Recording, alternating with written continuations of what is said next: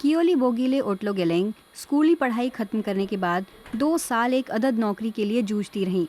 फिर उन्हें इस हीरा प्रोसेसिंग फैक्ट्री में ट्रेनी का पद मिल गया। थ्योरी की क्लास और कार्बन मॉडलों पर काम करने के बाद वो अब एक वास्तविक हीरे को तराशने का अभ्यास कर रही हैं।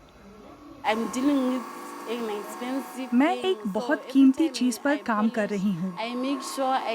बड़ी सावधानी से हीरे को पॉलिश करती हूँ, कहीं खराब न हो जाए। डर लगता रहता है। वे बहुत महंगे हैं और अगर कट जाए तो समस्या हो जाएगी। ओटलोगेलेंग इस फैक्ट्री में ट्रेनिंग ले रहे 100 ट्रेनियों में से एक हैं। बोत्सवाना में निवेश करने वाली एक भारतीय कंपनी इस हीरा फैक्ट्री की मालिक है।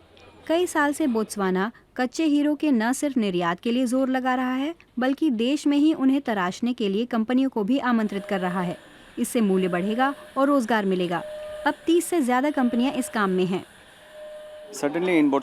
बोत्सवाना सरकार हीरा उद्योग की पक्षधर है। यहाँ के लिए ये प्रमुख उद्योग है।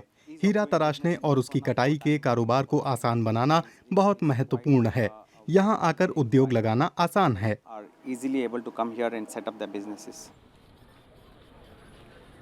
चारों ओर से जमीन से घिरा बोत्सवाना कभी दुनिया के सबसे गरीब देशों में से हुआ करता था, लेकिन फिर वहाँ हीरे के भंडार मिले तो हालात बदल गए।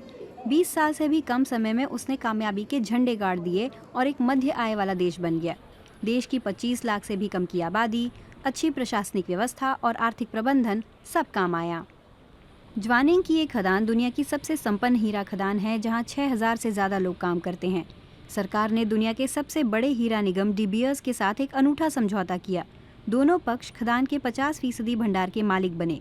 ये एक मुनाफे वाली साझेदारी है। ज्वानिंग ने 4 दशकों में करीब 80 टन हीरा निकाला है। मूल्य के लिहाज से ये दुनिया की सबसे संपन्न हीरा खदान है। हम लोग बुनियादी रूप से बोत्सवाना की अर्थव्यवस्था की रीढ़ हैं। बहुत ज्यादा मांग को देखते हुए वो अपना उत्पादन बढ़ा भी सकते हैं। रूस दुनिया का सबसे बड़ा हीरा उत्पादक देश है। उस पर इन दिनों प्रतिबंध लगे हैं। दूसरा सबसे बड़ा उत्पादक बोत्सवाना है, जो ज्यादा मार्केट हिस्सेदारी पर नजर गड़ाए है। रूस फिलहाल अमेरिका जैसे प्रमुख बाजारों को हीरे निर्यात नहीं कर सकता। यूक्रेन में लड़ाई शुरू होने के बाद से ही हीरे की कीमतों में 20% का उछाल आ चुका है। खनन कंपनियां और बोत्सवाना सरकार इस गैप को भरने की संभावना पर दबे स्वरों में बात कर रहे हैं, लेकिन अर्थशास्त्री रुडोल्फ बॉय की राय अलग है।